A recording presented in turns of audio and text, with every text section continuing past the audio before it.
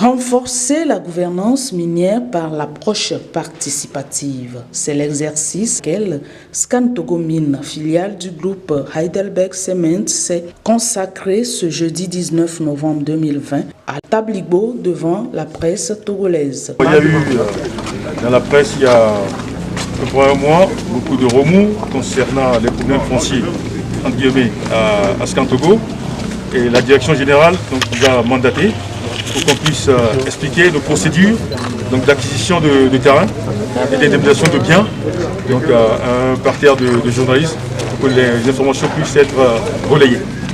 Il s'est agi d'un exercice de redevabilité et de divulgation des informations minières telles que le recommandent les normes qui gouvernent le secteur extractif, notamment l'initiative pour la transparence dans les industries extractives, norme à laquelle le Togo a adhéré depuis 2010.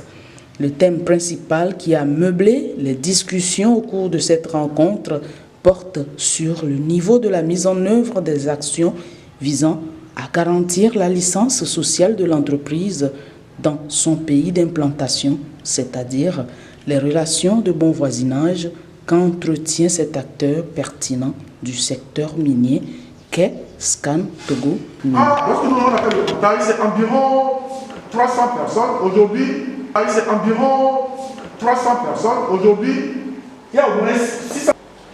Donc, le président a ordonné, c'est ça le jugement.